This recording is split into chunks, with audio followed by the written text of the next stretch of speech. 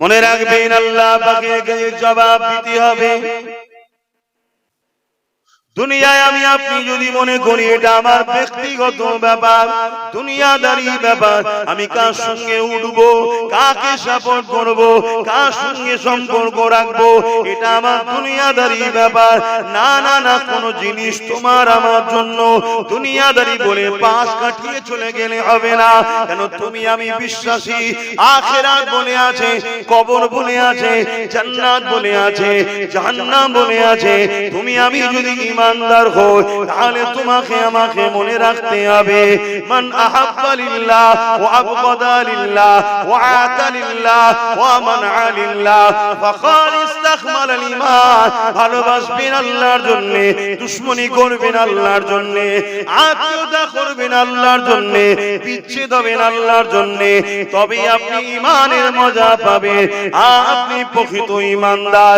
এই মনে রাখবেন, দুনিয়াটা আপনার আমার জন্য পরীক্ষা সেন্টার।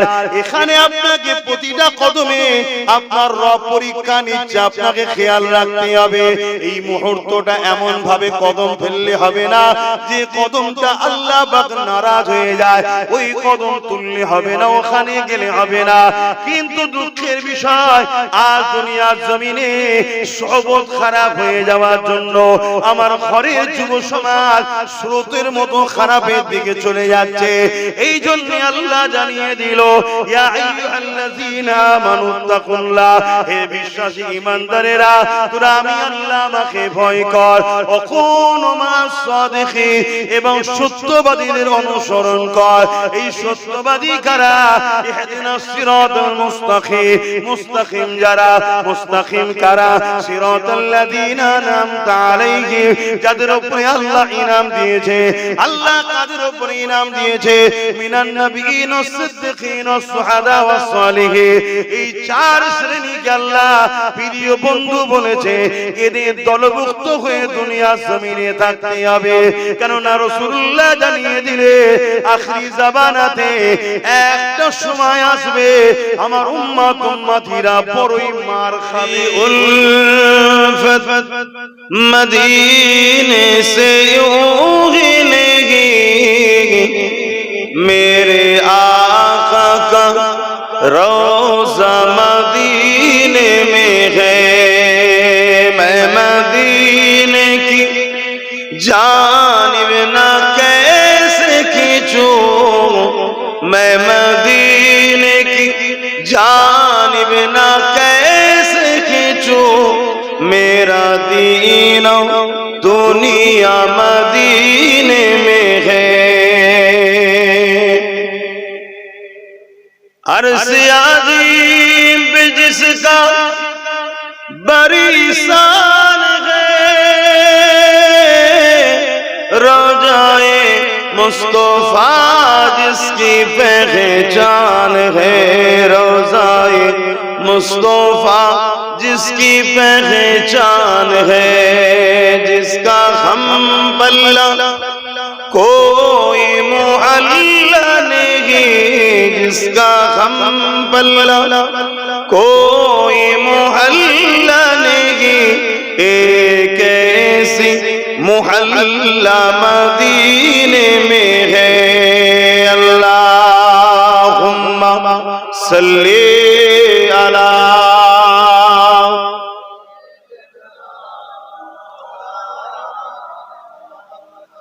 वाला आले।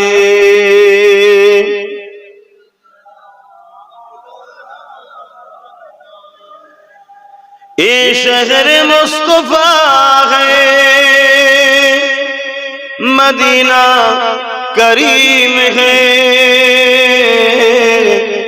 सबको निभा रहा है, मदीना करीम है, शहर मुस्तफा है, मदीना करीम है, सबको निभा रहा है, मदीना करीम है, क्यों न एक करीम है, क्यों न एक करीम है, आका करीम है, मेरी उल्फत मदीने से यूं ही नहीं, मेरे आका का रोज़ा मदीने में है, मैं मदीने की जानिब ना कैसे खींचू, मेरा दीनो दुनिया मदीने में है। अल्लाहुम्मा सल्ली अला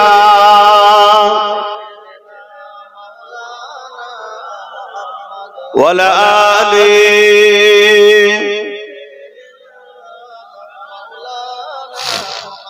कलमे ला इलाहा इल्लल्लाह, ला इलाहा इल्लल्लाह,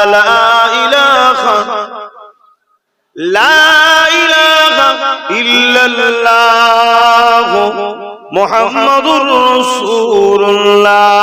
अल्लाहुम्मा सल्ली अला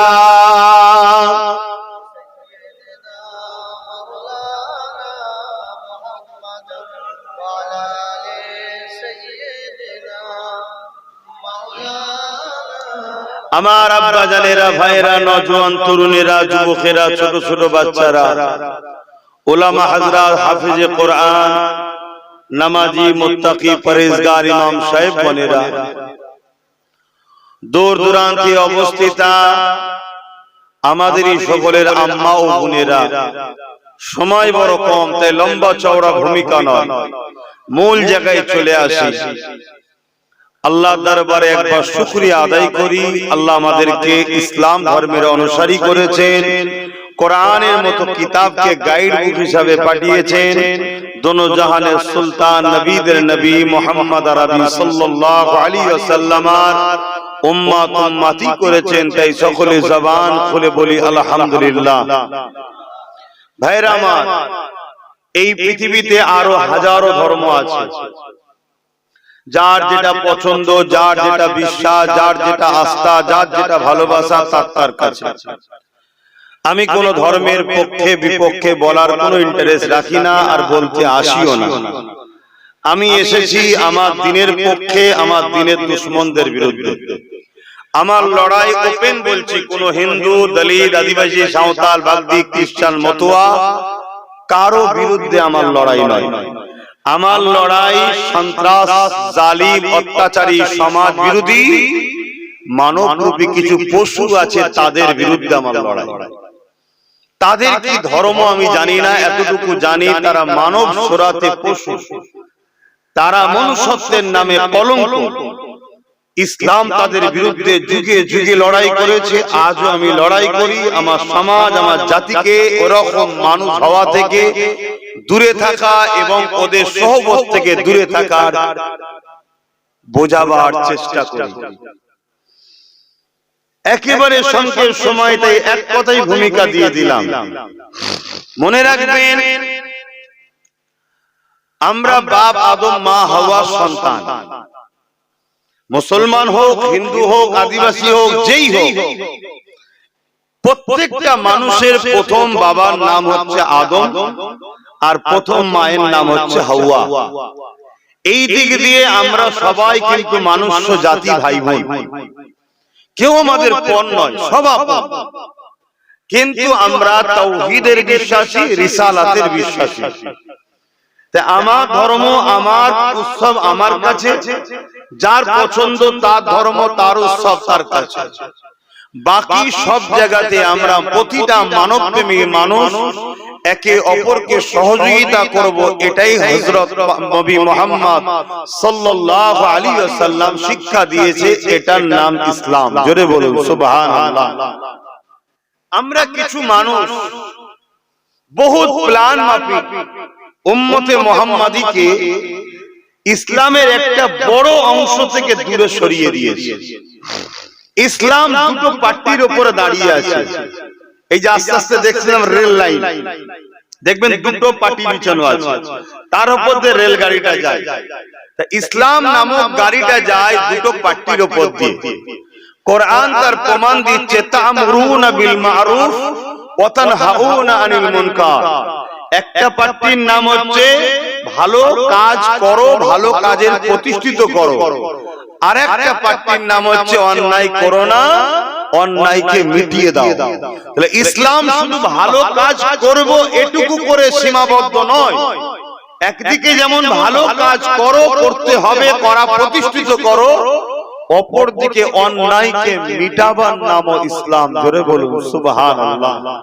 কিন্তু আজ আমাদেরকে বড় ছলে বলে কলে কৌশলে ব্রিটিশ পিরিয়ড থেকে ভারতবর্ষে দেখে আসছি, অন্যান্য দেশে আরো শুরু হয়েছে, ভারতবর্ষে ব্রিটিশ পিরিয়ড থেকে দেখে আসছি একদল উলামাদের দ্বারা, মন দিয়ে কথাগুলো শুনুন, একদল উলামাদের দ্বারা ব্রিটিশ অর্থ ফান্ডিং করে তাদের দ্বারা মুসলিম উম্মাহকে শুধু নামাজ, রোজা, দাড়ি, টুপি, হজ, দুয়া দরুদ, মসজিদ, মাদ্রাসা, এইটুকুর নাম ইসলাম, এর মধ্যে সীমাবদ্ধ করে দিয়েছে।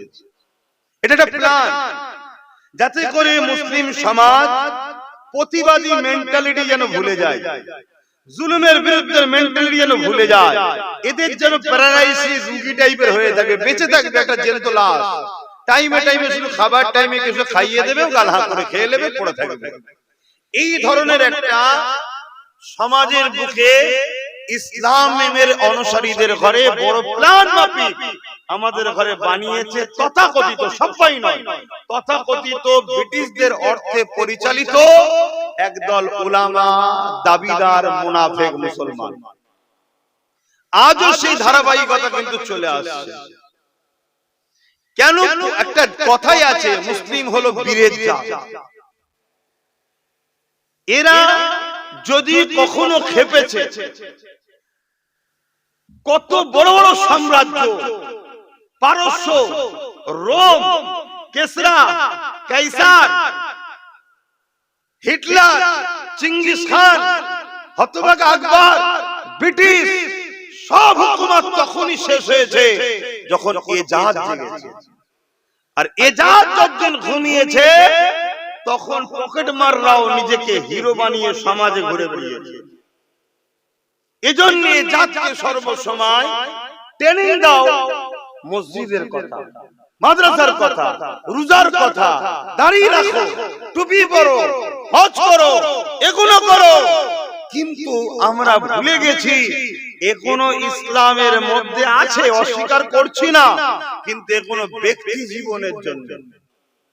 নামাজ ব্যক্তি জীবনের কল্যাণ, রোজা ব্যক্তি জীবনের কল্যাণ, দাড়ি ব্যক্তিগত সুন্নাত, টুপি ব্যক্তি জীবনের সুন্নাত, হজ ব্যক্তি জীবনের কামিয়াবি। কিন্তু ইসলাম শুধু ব্যক্তি জীবন নিয়ে নয়, ইসলাম সামাজিক জীবন, সমস্ত জীবন ইসলাম শিক্ষা দিয়েছে। তাই সমাজ জীবনের জন্য নামাজ রোজার অনেক আগে আমাদের নবী নবুয়াতের 11 বছর পর মেরাজে গেছে। কত বছর পর মনে থাকবে? নবুয়াত ঘোষণার কত বছর পর? 11 বছর পর মেরাজে গেছে। সেখান থেকে নামাজ রোজা এনেছে। তার আগে নামাজ রোজা উম্মতে মুহাম্মাদীর ফরজ ছিল না। খুব ভালো করে শুনবেন। তাই 11টা বছর ধরে রাসূলুল্লাহ কি করেছে? এই 11টা বছর ধরে রাসূলুল্লাহ যেটা করেছে, ওই পাঠটা আমাদেরকে ভুলিয়ে দেওয়া হয়েছে। এর পিছনে বিরাট বড় চক্রান্ত ইসলাম বিদ্বেষীদের আছে। আমাদেরকে বদর ভুলানো হয়েছে, উহুদ ভুলানো হয়েছে, খন্দক ভুলানো হয়েছে, খাইবার ভুলানো হয়েছে। আমাদেরকে রোম হুকুমতের বিরুদ্ধে, পারস্য হুকুমতের বিরুদ্ধে, নাজ্জাসীর বিরুদ্ধে, এমনকি আবু জেহেল, উতবা, সাইবা, আবু লাহাব, প্রত্যেকটা স্বৈরাচারী, অত্যাচারী, জালিম শাসকের বিরুদ্ধে মুহাম্মদ আরবি সাল্লাল্লাহু আলাইহি ওয়াসাল্লামের যে সংগ্রাম, যে লড়াই, গরীব, দুঃখী, ইতিম, বিধবা, মজলুমদের পক্ষে দাঁড়িয়ে এই লড়াইটাকে ইসলামের অনুসারীদের ঘরে ভুলিয়ে দেওয়া হয়েছে। শুনছেন? নামাজ পড়া তো অনেক সহজ কাজ রে বাবা।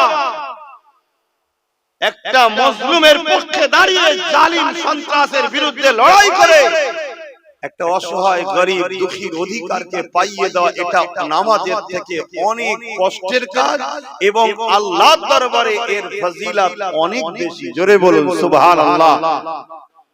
কিয়ামতের দিনে দুনিয়ায় যদি কোনো অসহায়কে কেউ আশ্রয় দেয়, কিয়ামতের দিনে আমার আল্লাহর রহমত থেকে আশ্রয় দিয়ে জান্নাতে নিয়ে যাবে। জোরে বলুন সুবহানাল্লাহ। এই পাঠটা আমাদেরকে ভুলিয়ে দেওয়া হয়েছে। খুব ভালো করে বোঝেন, যত নবীরা এসেছেন দুটো কাজ করেছেন। কটা কাজ? দুটো। অন্যায়কে মিটিয়েছেন, ন্যায়কে প্রতিষ্ঠিত করেছেন। আমাদের নবী, যত নবী এসেছেন সব নবীদের নবী, তিনিও দুটো কাজ করেছেন। অন্যায়কে মিটিয়েছেন, ন্যায়কে প্রতিষ্ঠিত করেছেন। আর আমার নবী যখন জালিমদের বিরুদ্ধে লড়ছে, যে সকল মুসলিমদের হয়ে, যেসব গরিবদের হয়ে, যেসব অসহায়দের হয়ে, যেসব মানুষদের হয়ে, তারা কিন্তু কেউ এক আল্লাহ মাননেওয়ালা ছিল না। ও ভালো করে ওয়াজ থেকে বুঝুন, যাদের হয়ে নবী লড়ছে, আবু জেহেলের বিরুদ্ধে, উতবার বিরুদ্ধে, সাইবার বিরুদ্ধে, রোম পারস্যের বিরুদ্ধে, তারা কেউ একজন কিন্তু এক আল্লাহ মাননেওয়ালা মুসলমান ছিল না। তাদের গলায় হয় উজ্জা, নাই লাত, নাই হবল, সব দেবদেবীর ফটো ছিল। শুনছেন? তাদের হয়ে রাসূলুল্লাহ লড়ছে। কেন? এরা মানুষ। এরা কে? মানুষ। আদর্শ দেখুন আমার রাসূলের। তাদের হয়ে যখন রাসূলুল্লাহ লড়ছে, তাদেরকে জুলুমের হাত থেকে মুক্ত করলো, সন্ত্রাসের হাত থেকে আযাদ দিল, দাসত্বের হাত থেকে মুক্তি দিল। তাদেরকে যখন স্বাধীন, সভ্য, সাম্য সমাজের মেসেজ রাসূলুল্লাহ দিল, তখন তারা দলে দলে দলে দলে আমার রাসূলের উপরে আরো বিদা হলো, দিওয়ানা হলো। তাদের করে রাসূল বলল, দেখো আমি এসেছি তোমাদের জন্য প্রফেট হয়ে, আওতার হয়ে, রাসূল হয়ে। তারা রাসূলুল্লাহ সব কথা মেনে নিয়ে মুহাম্মদ রাসূলের সাহাবা হয়ে গেলেন। জোরে বলুন সুবহানাল্লাহ। আরো জোরে বলে, দাড়ি দেখিয়ে, টুপি দেখিয়ে, নামাজ দেখিয়ে, রোজা দেখিয়ে মানুষকে কিন্তু দিনের দিকে আনেন। দিনে আসার পরে এগুলো দিয়েছে। দিনের দিকে মানুষ এসেছে জুলুমের বিরুদ্ধে লড়াই, ইনসাফের পক্ষে, মানবতার পক্ষে, সত্যের পক্ষে, খোদার্থের পক্ষে, এতিমের পক্ষে, বিধবার পক্ষে, মজলুমের পক্ষে, অসহায়ের পক্ষে, মনুষ্য জাতির পক্ষে, নেশার বিরুদ্ধে, সন্ত্রাসের বিরুদ্ধে, জুলুমের বিরুদ্ধে, দুর্নীতির বিরুদ্ধে, চুরির বিরুদ্ধে, খুনের বিরুদ্ধে। এসব রাসূলুল্লাহর কর্মকাণ্ডগুলো যখন দেখলো, তখন মানুষ দলে দলে দলে দলে দলে দলে মুহাম্মদ রাসূলের দিওয়ানা হতে লাগলো। জোরে বলুন সুবহানাল্লাহ। আর আজকে আমরা মুসলমান কি করছি? নামাজ আছে কিন্তু জুলুমটা আছে না? রোজা আছে কিন্তু চুরি, বদমাইশি, লুটটা আছে না? হজ আছে, এতিমের মাল ঝেড়ে খাওয়া ব্যাপারটা মুসলমানদের মধ্যে আছে না? বড় বড় জুব্বা, দাড়ি, টুপি, মুফতি, মাওলানা, বক্তা, হাজী, হুজুর, পীর, পীরজাদা সব আছে। কিন্তু আবার দেখো অত্যাচারী, স্বৈরাচারী, জালিমদের সঙ্গে মুখে মুখ দিয়ে গুজুর গুজুর করা হচ্ছে না? হয় না? অথচ একটা নবী দেখাতে পারবেন যে জালিমের সাথে ছিল? একটা ইমাম দেখাতে পারবেন জালিমের সাথে ছিল? ওজন চারটে ইমাম, চার ইমামই মুসলিমের পক্ষে থাকার জন্য জালিমদের হাতে অত্যাচারিত হয়েছে। ইমাম বুখারীর মতো মানুষ ন্যায়ের পক্ষে থাকার জন্য তৎকালীন শাসকের হাতে অত্যাচারিত হয়ে নিজের শহর, নিজের মাতৃভূমি ছেড়ে চলে যেতে হয়েছে। ইমাম সুফিয়ান সাওরীর উপর অত্যাচার হয়েছে। ইমামে আজমকে জুলুম করে জেলে দিয়েছে, বিষ পান করিয়ে মেরে দেওয়া হয়েছে। আমার মুর্শিদ কেবলা, আপনাদের মুর্শিদ কেবলা জমানার মুজাদ্দিদ দাদা হুজুর ব্রিটিশদের পক্ষে ছিল না বিরুদ্ধে ছিল? জোরে বলুন, জোরে বলুন। আজকে কি হচ্ছে? ইসলামের নামে, মুফতির নামে, মাওলানার নামে, বক্তার নামে, হুজুরের নামে আজকে কি হচ্ছে বলুন? এই যে সাধারণ ছেলেগুলো, আমাদের ঘরের ছেলে, এরা কি করে সাহস পায় হারাম খাবার? কি করে সাহস পায় এরা মানুষকে লুটে খাবো? কি করে সাহস পায় পরের মাল দখল করে খাবো? তখনই সাহস পায় যখন আমার মতো হুজুর গোল জামা লাগিয়ে হারাম খাবে, তখন এরা সাহস পাবে। আরে হুজুর করতে সমস্যা নেই, তো আমি করলে সমস্যা কি? কিন্তু যুব সমাজকে বলবো, হুজুরের কবরে হুজুর জবাব দেবে, আপনার কবরে আপনি দেবেন। ওই হুজুরের পাল্লায় পড়বেন না যে হুজুর সূরাতে সকলে নবীর ওয়ারিস দেখাচ্ছে কিন্তু হাকিকাতে সে শয়তানের ওয়ারিস। সেই হুজুরের পাল্লায় পড়বেন না। কেননা আমার আল্লাহ জুলুমের বিরুদ্ধে, আমার আল্লাহ জুলুমের বিরুদ্ধে। জুলুমের পক্ষে কেউ থাকলে সে কখনো হাক্কানি উলামা হতে পারে না। এটাকে মাথায় রাখবে যুবকরা। আমার রাসূল কত কষ্ট করেছে এই দিনের জন্য। দিন বলতে কি, আমি আবার একবার বলছি, দিন বলতে কি? ইসলাম। ইসলাম বলতে কি? ধর্মনীতি শুধু? ইসলামে কি শুধু ধর্মনীতি আছে? ইসলামে যেমন ধর্মনীতি আছে, সমাজনীতি আছে, পরিবার নীতি আছে, রাষ্ট্রনীতি আছে, রাজনীতি আছে, এডুকেশন নীতি আছে, বিজনেস নীতি আছে, সংস্কৃতি নীতি আছে, মানব বন্ধন নীতি আছে। হিন্দু, আদিবাসী, দাউদাল, বাগদি, খ্রিস্টান সবার সঙ্গে মিশতে হবে। কিভাবে মিশতে হবে ওই পলিসিটা আমার রাসূল শিখিয়েছেন না শিখাই না? তাহলে সব নীতি ইসলামে আছে। তাই তো আল্লাহ কোরআনে বললেন, লাকাদ কানা লাকুম ফি রাসূলিল্লাহি উসওয়াতুন হাসানা। সবথেকে উত্তম মডেল করেছে মুহাম্মদ রাসূলকে, তিনাকে ফলো করো। ধর্মনীতি রাসূল থেকে নাও, সমাজনীতি রাসূল থেকে নাও, রাজনীতি রাসূল থেকে নাও, রাষ্ট্রনীতি রাসূল থেকে নাও, এডুকেশন নীতি রাসূল থেকে নাও। নবী বাদ দিয়ে অন্য কারো থেকে উম্মতে মুহাম্মাদি আমাদের লিওয়া চলবে না।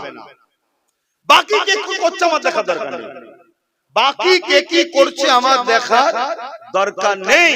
এ দেশ সবাইকে সমানভাবে অধিকার দিয়েছে, যে যার ধর্ম, যে যার উৎসব, যে যার নিয়ে আছে। আমরা ইসলামের অনুসারী, আমরা প্রতিটা নিঃশ্বাস টানা ছাড়াতে আমাদের মডেল মুহাম্মদুর রাসূলুল্লাহ। জোরে বলুন সুবহানাল্লাহ। নবীকে ফলো করুন, যদি বাঁচতে চান নবীকে ফলো করুন। আর নচেত নবী বাদ দিয়ে, আল্লাহ বাদ দিয়ে যাদের দলদাস হয়ে যাবেন, আমার আল্লাহ তাদের হাতে আমাদেরকে মিটাচ্ছে না। মিটাই খারাপ লাগবে না? উদাহরণ দেব, সব থেকে বড় একটা উদাহরণ হলো, যাদের জন্য সব করলাম তাদেরই সহযোগিতায় 93 লক্ষ লোকের নাম বাঁচা। দেখো খোদার মার দেখেছেন, যাদেরকে আমরা আল্লাহ রাসূলের থেকে বেশি প্রাধান্য দিয়েছি। যদি আল্লাহ রাসূলকে প্রাধান্য বেশি দিতাম, তাহলে তাদের সঙ্গে থাকলেও তাদের কথাতে জুলুম কমসে কম করতাম না, তাদের কথাতে লুটতাম না, তাদের কথাতে অত্যাচার করতাম না, তাদের কথাতে মানুষের উপরে ঘৃণা পোষণ করতাম না, তাদের কথাতে কমসে কম যখন ইসলাম বিরোধী কোনো কথা বেরোবে তাদের সঙ্গে আর দলটা করতাম না। কিন্তু আমরা আল্লাহ রাসূলের থেকে বেশি প্রাধান্য দিয়ে ফেলেছি। তাই দেখুন তাদের হাতেই আল্লাহ আমাদেরকে মিটাচ্ছে। এখনো সময় আছে, বোঝার চেষ্টা করে, ভাবতে হবে। শুধু এক কান দিয়ে শুনবেন আর এক কান দিয়ে বার করে দেবেন হবে না। ভাবার জিনিস। রাসূলুল্লাহ ওয়াজ করেছে, আবু জেহেল শুনেছে, উতবাও শুনেছে, কিন্তু হিদায়াত আবু বকর সিদ্দিক শুনে হয়েছে, এরা কিন্তু হয়নি। একবারও কি দিল বলে না যে আমার রাসূলুল্লাহ কত কষ্ট করে ইসলামটা দিয়েছে, এই ইসলামের হেফাজত করব? আমি আবার একবার বলছি, ইসলাম বলতে কি? আমি আবার একবার বলছি, ইসলাম বলতে কি? ইসলামে যেমন নামাজ আছে, রোজা আছে, হজ আছে, তাওহীদ, রিসালাত আছে। ইসলাম একত্ববাদকে বিশ্বাসের যেমন নাম, ইসলাম নারীদের অধিকার দিবার নাম। শুনছেন? শুনছেন তো নাকি? ১৫০০ বছর আগে আমার রাসূলুল্লাহ এসে যখন দেখলেন নারীদেরকে জ্যান্ত জ্যান্ত পুঁতে দেওয়া হচ্ছে, তখন নারীদেরকে এই পুতার হাত থেকে বাঁচাবার জন্য রাসূল যে সংগ্রাম করেছে, এই সংগ্রামটা আমাদেরও করতে হবে না? রাসূলুল্লাহ নারীদেরকে জ্যান্ত পুতার হাত থেকে বাঁচিয়েছে না বাঁচায়নি? রেপ, জুলুম, অত্যাচার বন্ধ করেছে না করেনি? এটাও তো ইসলাম।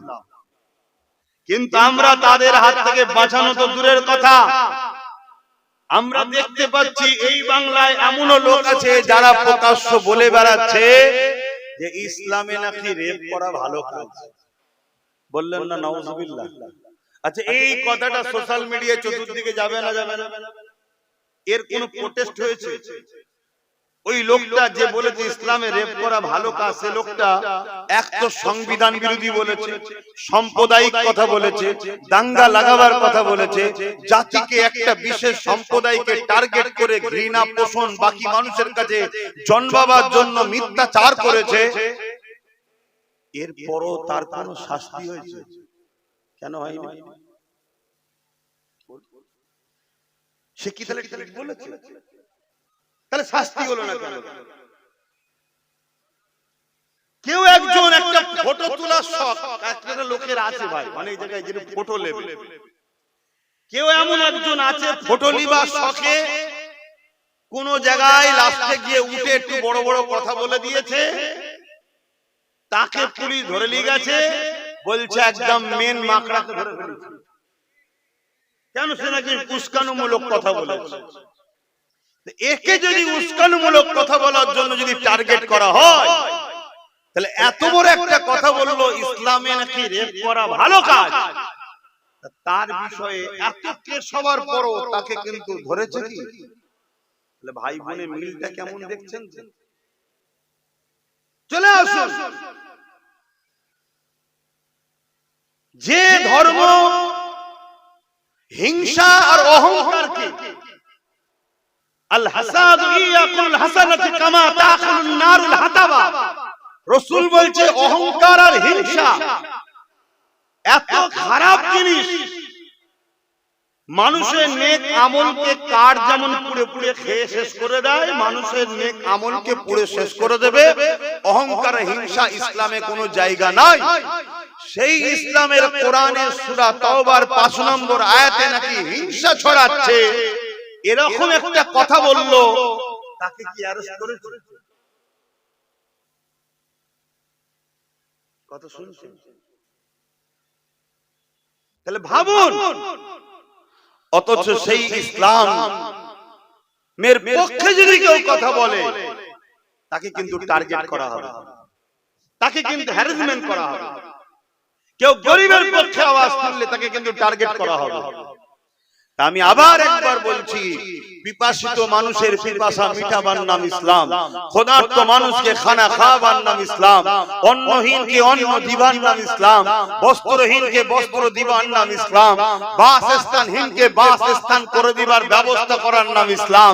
সে গাটের পয়সাই হোক, রাজনীতির লড়াই করে হোক, যদি সততার সাথে কোন রাজনেতা মানুষের সুখে দুঃখে সাথ দেয় আর সে যদি ঈমানদার হয়, রাসূলুল্লাহ বলেছেন ওই নেতা আরশ আজিমে ছায়া পাবে। জোরে বলুন সুবহানাল্লাহ। ইসলাম জুলুম, নেশা, অন্যায়, অত্যাচারকে মিটাবার নাম ইসলাম। আমার রাসূলের ইসলাম কি মিটে যাক আপনারা চাইছেন? তাহলে আপনারা তো জুলুমের পক্ষে, অন্যায়ের পক্ষে, নেশার পক্ষে। আপনি করেন না, কিন্তু যারা নেশা সমাজে প্রজেক্ট করছে তাদেরকে সহযোগিতা। মাইকের আওয়াজ বুঝছেন? আস্তে আমার আওয়াজ মাইকে বুঝছেন? সময় কম, বলার পানে কথা অনেক, সময় কম। তাহলে আল্লাহ রাসূল বললেন একটা সময় আসবে এই জমিনের উপরে আমার উম্মতরা প্রচুর মার খাবে। সাহাবা হুজুররা জিজ্ঞেস করলেন, হুজুর আমার ভাইদের কি সংখ্যা কম হবে? মন দিয়ে শুনবেন, আল্লাহর নবী কিভাবে মার খাবে সেটাও বলে দিয়েছে।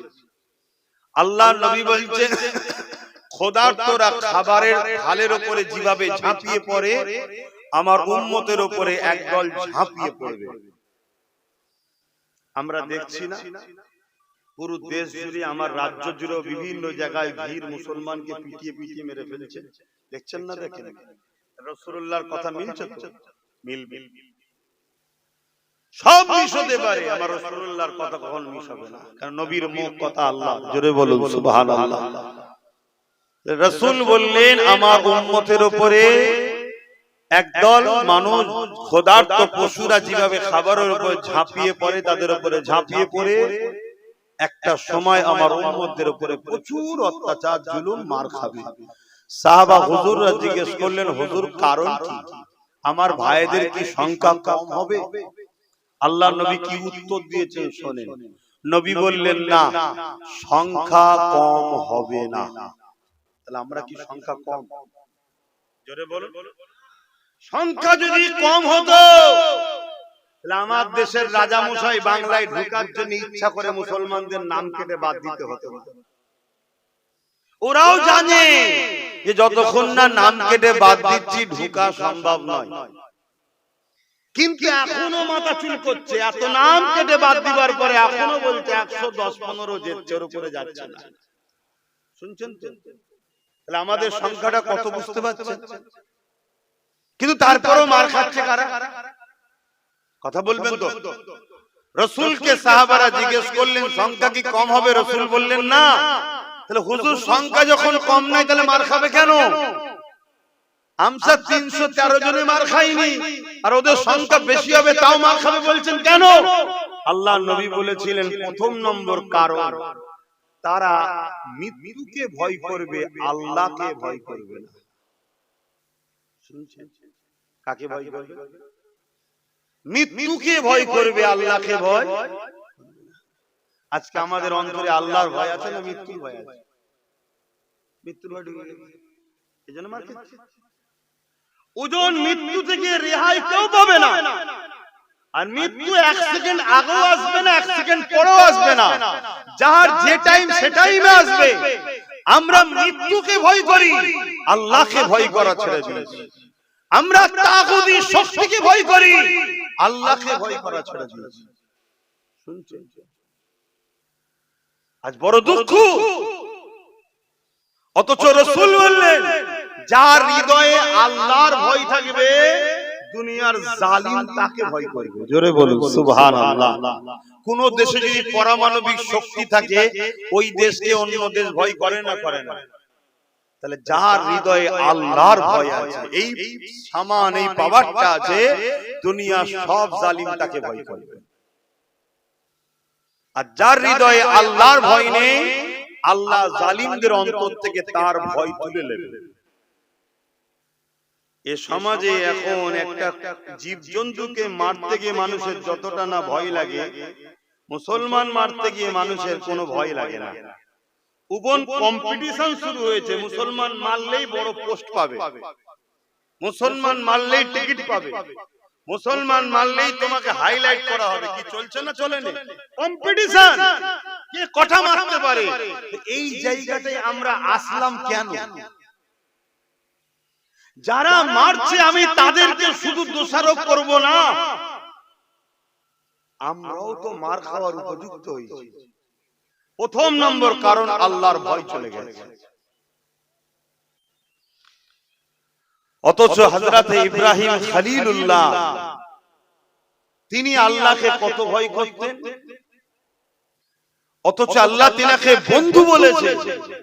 তিনি যখন কাঁদতেন শরীর পুরো কাঁপতো। জিজ্ঞেস করা হয়েছে হুজুর আপনি কাঁপছেন কেন? বলছেন আল্লাহর ভয়ে। আল্লাহ তো বন্ধু আপনি। বলছে আল্লাহর গজবের কথা যখন মনে পড়ে তখন আমার আর কিছু মনে থাকে না। তাহলে প্রথম নম্বর কি জন্য মার খাচ্ছি? খৌফ ইলাহি বেরিয়ে গেছে। তাহলে মার যদি না খেতে চাই কি ঢুকাতে হবে? খৌফে ইলাহি। আর আল্লাহর ভয় যার হৃদয়ে থাকবে সে কখনো দুনিয়ার জালিমের চাটুকারিতা করবে না। দুনিয়ার কোন সন্তান অত্যাচারী স্বৈরাচারী জালিমের নেতৃত্বকে মেনে, জোরে বলো, নেবে না। কেন? তোর জুলুম রাখতো, আমি আমার আল্লাহকে ভয় করি। জোরে বলো সুবহানাল্লাহ।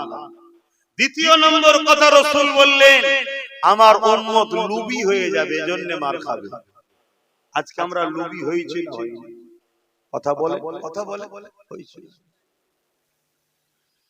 এতটা লুবি হয়ে গেছি, অবাক লাগছে। ইতিহাস পড়েছিলাম, ইমামে হুসাইন পাকের কারবালার ইতিহাস পড়েছিলাম। ইমামে হুসাইন পাক সেদিন ইজিদের বিরোধী করেছিল। কে জিতছিল?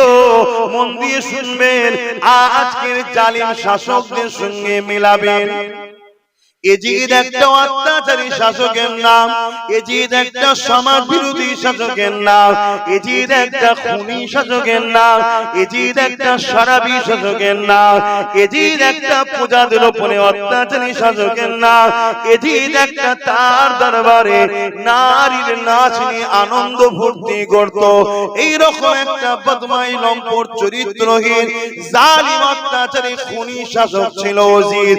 আজকে যদি কারো সঙ্গে এই খসলত গুণ মেলে, মনে রাখবেন আজকের দিনে সে হলো আজকের এজিদ। আমাদের মধ্যে অনেকে মনে করে যে কারবালা শুধু ইমাম হোসেন পাকের হয়েছে, না না, কারবালা প্রতিটা যুগে যুগে হচ্ছে। কারবালা শুরু করেছে ইমাম হোসেন পাক, প্রমাণ করে দিয়েছে নিজের ধর থেকে কল্লা কেটে দিতে রাজি আছি, কিন্তু অন্যায়ের সঙ্গে হাত মিলাতে রাজি নয়। সেদিনও হাত ছিল, আজও হাতই আছে। সেদিন ছিল হাতের উপরে হাত রেখে সাপোর্ট করে, এখন সুইচ টিপা। শুনছেন তো নাকি? সেই হাতেরই ব্যাপার আছে, শুনছেন তো? এজিদ জালিমের নাম, জুলুমের নাম, অত্যাচারীর নাম, খুনির নাম, চরিত্রহীনের নাম, লুটেরার নাম, প্রজাদের উপর অত্যাচারীর নাম। আজকে যদি কোন শাসক এরকম থাকে, তাহলে জানতে হবে আজকের দিনে জালিম এজিদ, ঠিক না? আর আজকে যদি এই এজিদের আপনি সাথে থাকেন, তাহলে আপনি নিজেকে আয়নার সামনে দাঁড় করিয়ে বলবেন, আমি যদি সেদিন থাকতাম, আমি সেদিনও সেই এজিদের পক্ষে দাঁড়িয়ে হোসাইনের বিরুদ্ধেই আমি থাকতাম। শুনছেন? আর আজকে যদি কোন মুসলমান আজকের এজিদের বিরুদ্ধে থাকেন, আপনি ফখর করে বলুন, আল্লাহ যদি সেদিন আপনাকে রাখতো, আপনি হোসাইনের পক্ষেই দাঁড়াতেন। জোরে বলুন সুবহানাল্লাহ। দুটো দিক, একটা রহমানের, একটা শয়তানের, একটা জুলুমের, একটা ন্যায়ের, একটা অন্যায়ের, মিথ্যার, আর একটা সত্যের। সেদিন মিথ্যার দিকে ছিল এজিদ, সেদিন মিথ্যার দিকে ছিল আবু জেহেল, উতবা, সাইবা, সেদিন শয়তানের দিকে ছিল ফিরাউন, সেদিন শয়তানের দিকে ছিল নমরুদ। আজকের দিনও এরকম জালিম আছে না নাই? একটু কথা বলছেন না কেন?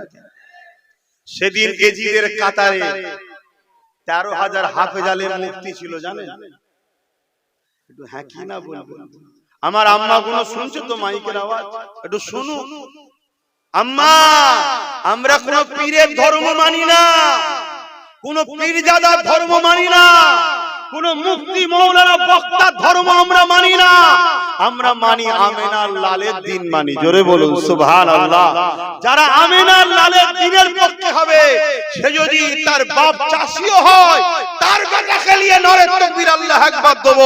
আর আমিনার লালের দিনের দুশমন যদি হয়, আর তার বাপ যদি জগৎ বিখ্যাত ওলি হয়, বাপকে বাপের সম্মান দেব, কিন্তু বেটাকে আমরা মেনে নেব না। কেন? আমরা মুহাম্মদ রাসূলের দিন মানি, কারো বাপের দিনকে আমরা মানি। শুনছেন তো নাকি? হ্যাঁ, সিস্টেম দুটো ছিল, আজও আছে। ফেরাউনের পক্ষে না বিরুদ্ধে? জোরে বলুন। নমরুদের পক্ষে না বিরুদ্ধে? এজিদের পক্ষে না বিরুদ্ধে? কেন ভাই এরা কি করে? জুলুম, ইসলাম বিরোধী, মানবতার বিরুদ্ধে, তাই তো নাকি? আজকের কেউ যদি ফেরাউন, নমরুদ, এজিদ হয়, তার পক্ষে আপনি দাঁড়াতে পারবেন? আর যদি দাঁড়ান আর ফেরাউনের বিরোধী করেন, তো ফেরাউন তো বলবে, হ্যাঁ আমি কি দোষ করলাম? তুই যার সাথে আছিস তার আর আমার মতো তো পার্থক্য নেই। সে আজকের জালিম, আমি তখনকার জালিম। কথা শুনছেন না? শুনুন। মুনাফিককে চিনুন, মুনাফিককে বুঝুন। তাহলে আজ যদি কেউ মনে করে, ও আল্লাহ, মৌলানা সাহেব গেছে যখন, মুফতি সাহেব যখন গেছে, হুজুর সাহেব যখন গেছে, তাহলে মনে হয় এবারে হালাল হয়ে গেছে, এরকম কেউ ভাবছেন না? তার জন্য আমি একটা দলিল দিয়েছি, শোনেন। দলিল: কারবালার মাঠে একদিকে হোসাইন পাক, আর একদিকে এজিদ বাহিনী। এজিদ বাহিনীর সংখ্যা 25,000। কত? আর হোসাইন পাকের মাত্র 72 জন। ইখতিলাফ আছে, 72টা, বেশিরভাগ মশহুর 72 জন। এই যে এজিদের 25,000 আছে, এই 25,000 এর মধ্যে 3,000 হাফেজ আছে, 3,000 মুফতি আছে, 7,000 আলেম রয়েছে। তরোয়াল নিয়ে এসেছে, হোসাইনের বিরুদ্ধে লড়বে। তাহলে 13,000 হাফেজ আলেম মুফতি হোসাইনের বিরুদ্ধে লড়তে এসেছিল, তাহলে কি এজিদ ঠিক ছিল? কথা বলছেন না?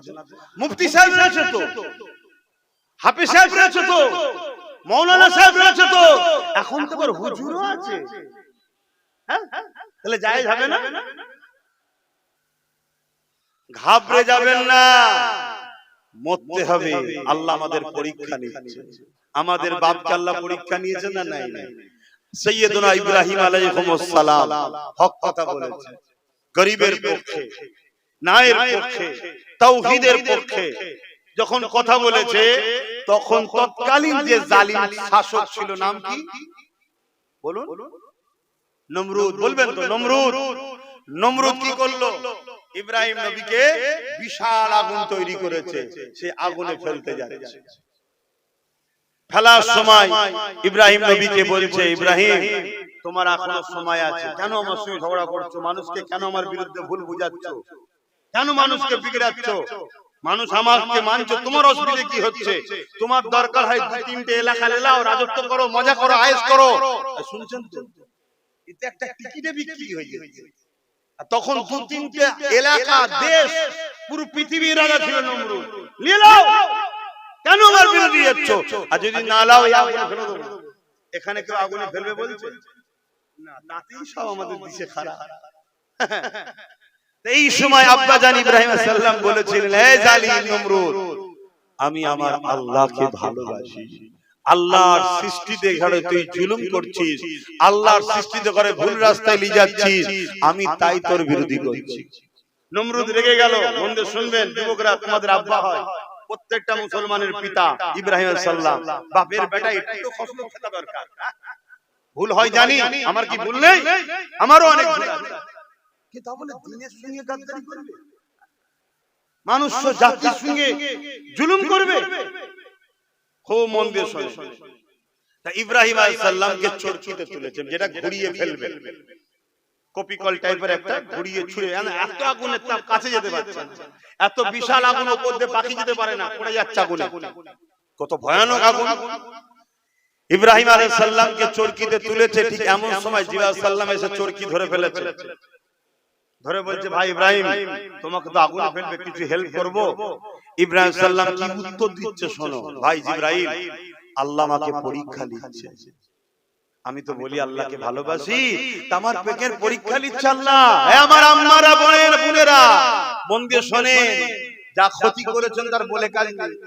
1000-1200 টাকায় নিজের ছেলের চাকরি বাকরি সব ভবিষ্যৎ শেষ করে ফেলে। শিক্ষা তো শেষ, শুধু মদের দোকান দেখা যাচ্ছে স্কুলে। যা করেছেন করেছেন, এখনো তওবা করার সময় আছে। খুব খুশি, খুব খুশি, কাগজ জমা দিচ্ছে, ভোটার কার্ড, আধার কার্ড, প্যান কার্ড। কেন রে বাবা? 1000 টাকা পাবে। আর ওইগুলো বসে বসে বসে বসে দেখেছে, হারা এই মেয়েটার এখানে খাতুন আর ওখানে বিবি, একে ফাঁসানো যায়। এই জাতীয় এসআইআর মাহবুবদের নাম বেশি কেন? ওই যে কাগজ সব আগে থেকে পেয়ে গেছে, বসে ঠান্ডা করে সব মাথা মেরেছে। হারা এদেরই সমস্যা বেশি আছে, বুঝলি? ধর ধর, লোভে পাপ, পাপে কি ফাঁসা ফাঁসছে বলেন। কিন্তু এরপরও বলবো, আল্লাহর কাছে তওবা করুন। এখন আব্বাস সিদ্দিকী বেঁচে আছে, যখন বেঁচে আছি কথা দিচ্ছি, এর সমস্যা সমাধানের জন্য আপনাদের সাথে আছে। মরে গেলাম কি করে থাকবো বলেন না? কিন্তু আপনাকে তো আমার হাতটা ধরতে হবে নাকি? আপনি বিপদে পড়েছেন, আমি তুলছি, ডুবছেন, আপনি ধরবেন না, তাহলে আমি কি করতে পারি? লাইনে তো আসতে হবে। তো ভাইয়া শুনেন মন দিয়ে, তো সেই জায়গায় আব্বা জিবরাইল সাল্লামকে কি বলছি, ইব্রাহিম সাল্লাম, জামাকে আল্লাহ পরীক্ষা নিচ্ছে, এখন একদম ডিস্টার্ব করো না। তবে যাবার আগে শোনো, ও হযরত জিবরাইল, আমার আল্লাহ তিনি শাইউন কাদির, এই আগুনের মধ্যে আমাকে বাঁচাতে পারে। জোরে বলুন সুবহান।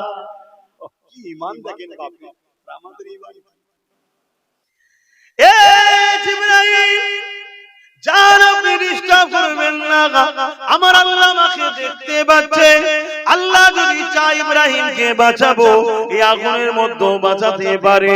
আর আল্লাহ যদি ইব্রাহিমকে পরীক্ষা নিবার জন্য আগুনে পুড়িয়ে আমাকে মেরে দেয়, শহীদ হয়ে যায়, ইন্তেকাল হয়ে যায়, আমি ইব্রাহিমের কথা শুনে যান একটা জান দিয়েছে আল্লাহ, যদি আবার ফিরিয়ে দেয়, আবার আল্লাহর জন্য পড়তে রাজি। আবার যদি ফিরিয়ে দেয়, আবার পড়তে রাজি। আবার যদি ফিরিয়ে দেয়, আবার পড়তে রাজি। এই জিবরাইল শুনে রেখে দাও, আমার আল্লাহ যদি আমাকে পরীক্ষা নেয়, আমি আল্লাহর প্রেমে একবার নয় 1000 বার পুরে প্রমাণ করে দেবো, আল্লাহ আমার কাছে আমার জানের থেকে আপনাকে বেশি ভালোবাসি। আরো জোরে বলুন সুবহান।